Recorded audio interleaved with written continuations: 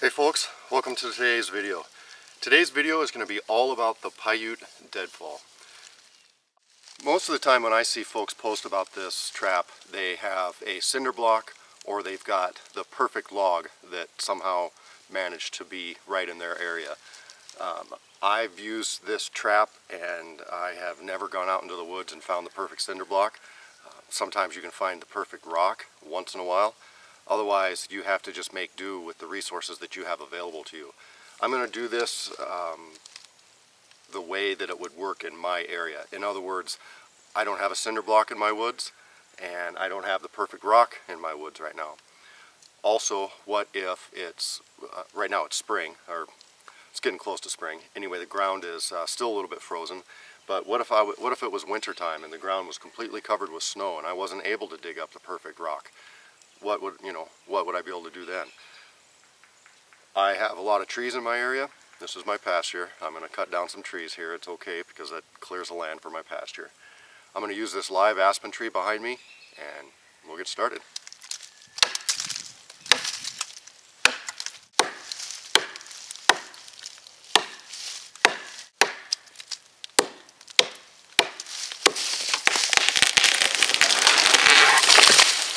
Okay guys, well I've started gathering my components together, and right off the bat I just grabbed an anvil. Our ground is super muddy right now, it's super soft. I want something for my log to fall on and for it to be hard and not give at all. So all I did is I took my hatchet and I just flaked off a little piece of this aspen. I took the back of it and kind of nestled it in there pretty good. I used a wooden wedge, just a random stick that I cut off that aspen and my hatchet, and popped this off. This piece right here is going to hold my bait stick, my trigger stick, and doing it like this is going to make setting this trap a lot easier than trying to find the perfect notch on a rock or the log cutting. You know, maybe with a log I could definitely notch it out just like I'm notching everything.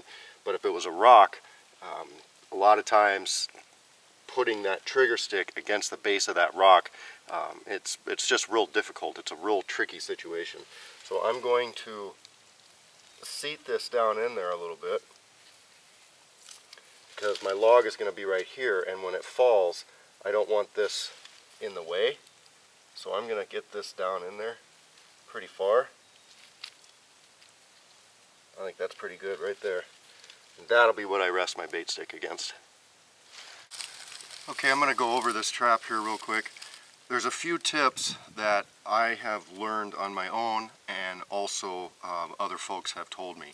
One that someone told me was to use a forked stick for your upright. There's no carving involved. It holds this angled piece securely. And right now there's a gap between the log and my forked stick, but if I was having trouble with this log rolling, I could put the forked sticks up against the end of this log, and it puts a little tension there and keeps it from wobbling a little bit. But then also what that does is will prevent this stabilizing stick from rotating. Because if you carve a notch sometimes in these two, like you would do maybe for a figure four, sometimes just everything wants to twist on you. When you have this forked stick, it prevents a lot of that. One other thing that I've experienced for myself is, even though this is what I've got here, I would consider more of a mouse trap. Even though I'm building a little tiny mouse trap and I want my whole trap to be very speedy. I want, as soon as something touches this trigger stick, I want the reaction after that to be quite quick. And sometimes folks get in the habit of making the upright stand and this angled piece too small. And you want it as small as you can get it, but upsizing it a little bit will prevent this stick from bending under the pressure of this deadfall. It just makes it, everything way sturdier, and it's just not worth using smaller materials because they just wear out. It just doesn't work. One area that I do want my stick to be as small as I can get it is this trigger stick here. I've whittled this down a little bit. I feel that it's fast enough right now. We'll see. This cordage here is nettle cordage. I just twisted that up this morning.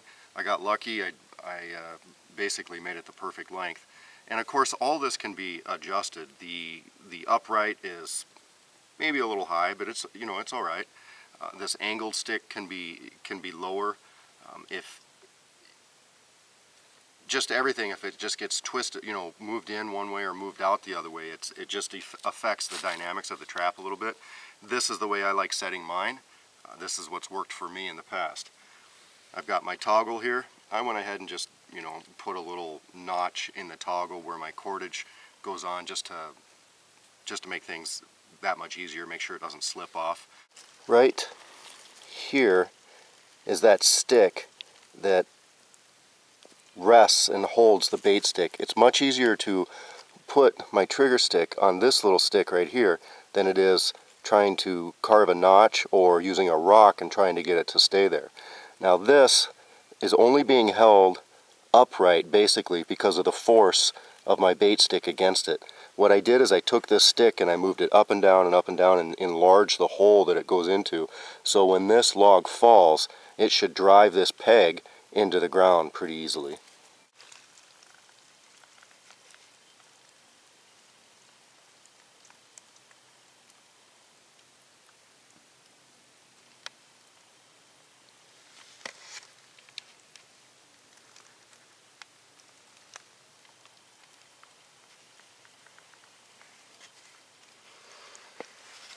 Okay, so on the Paiute Deadfall, what we have here is we have pressure on this stick, which makes the force want to go up. It's being prevented from going up by this piece of cordage that's being held by this toggle. This toggle is wanting to be forced that direction. It's being prevented because of this bait stick right here, this trigger stick. Now this trigger stick right here at this location can be set just as sensitive as down there.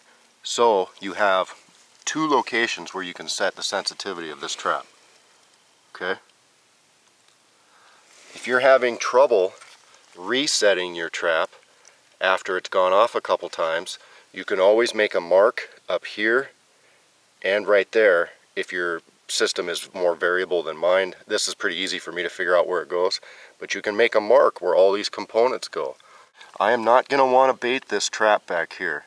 Okay, a mouse could go in that little hole right there, and which I'll probably put a little piece of wood or something in there. But anyway, a mouse can hide back in there. I'm going to put my bait up here. Now that's less than ideal, but when you're working with no trap setup is perfectly ideal, okay? Ideally this would have been tucked back there a little bit further.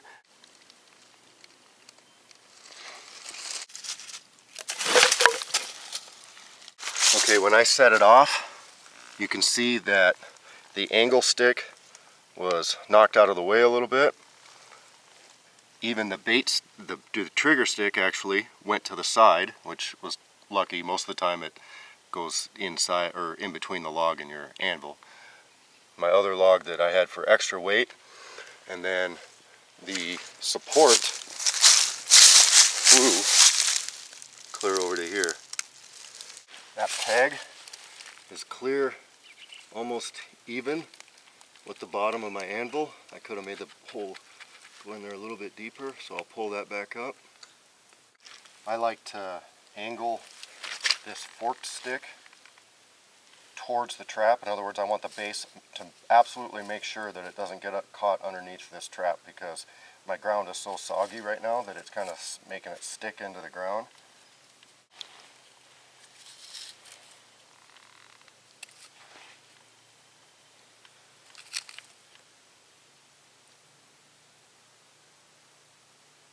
So it wants to lean to the right. I can just either drive another stake into the ground or try and maneuver my angled stick to the right a little bit if I can, because that's the way it wants to go, so I'm going to move the center of gravity of it.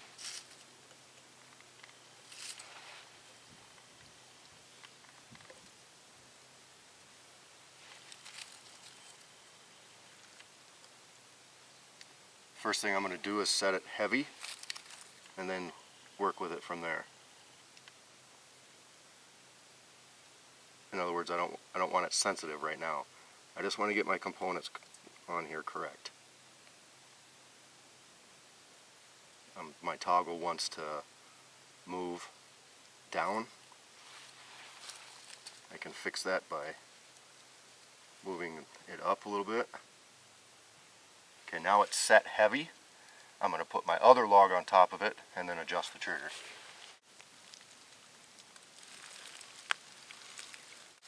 Once again, I'm going to hold the toggle with my right hand. If I hold that toggle, even if this bait stick moves, it's not going to set the trap off. So I've got it. Now I'm just going to work with this. Another trick that you can do with this is you can fence in here. What that means is basically you're trying to funnel the animal the direction you want him to go. Ideally, there would be basically no way for him to get in here except for to travel the line that my bait stick is going. The problem is trying to, first of all, fence a mouse, which mice can get through anything just about. Also, you don't want a bunch of stuff in here between your hammer and your anvil. So what I've done in the past is used vegetation to fence it. Okay, they're going to want to go the easiest way possible. Sometimes this works, sometimes it doesn't. But you can put your fencing like this, and ideally what I've used is like fern leaves, so the leaf is basically ideal for fencing. It's long and narrow and you can put it right there and on the other side. Another trick with this is I've used, mice are meat eaters for sure, so you could use a grub or you could use anything and tie it with string to your bait stick. But also what I've done is take a little piece of material and squish the bait up in that material and then tie the material, you know, whether it be cotton or whether it be, you know, you could use moss, you could use a lot of different things, but get the scent on the material that's easier to tie to the bait stick. Sometimes if you're using like guts or something, the string that you use to attach it to the bait stick will cut through the guts, or sometimes the mouse can actually, you'd be surprised, mice can steal the bait from something like this pretty easily unless you get creative. So if you just tie it to the bait stick, it'll work sometimes. Sometimes they'll steal your bait. And eventually you're learning these mice too. You're teaching these mice. If they get away with it a couple of times, they're going to know the tricks of your trap. So you have to keep changing it up. Maybe the first time all it takes is just tying the bait straight up to your bait stick and you get one or two. After that, maybe you're starting to get your stuff stolen. So what you do is you take a piece of material and grind up your bait and then tie the material to the bait stick. That way really works. That does quite the job on them because they sit there and pull on that material, and you know, it doesn't take much to set this trap off. So that is set semi-sensitive right there. Now I can adjust the sensitivity back here by my toggle, the connection between my toggle and my bait stick. And it takes a little time monkeying around with it. Now this is quite sensitive. This would be nice to be a little bit more sensitive. I could play with that if I wanted to, but since how I have two adjustment points, it's not really as critical as it could be. We'll see if just this little twig sets it off. Wow. Yep. Alright folks, well I hope you liked this video on the Paiute Deadfall. I am not implying or suggesting that I am an expert with this trap or primitive trapping in general. I will say that I have used this trap extensively recently, and when you monkey around with something on a day-to-day basis like I have with this Paiute Deadfall, you kind of know some ins and outs.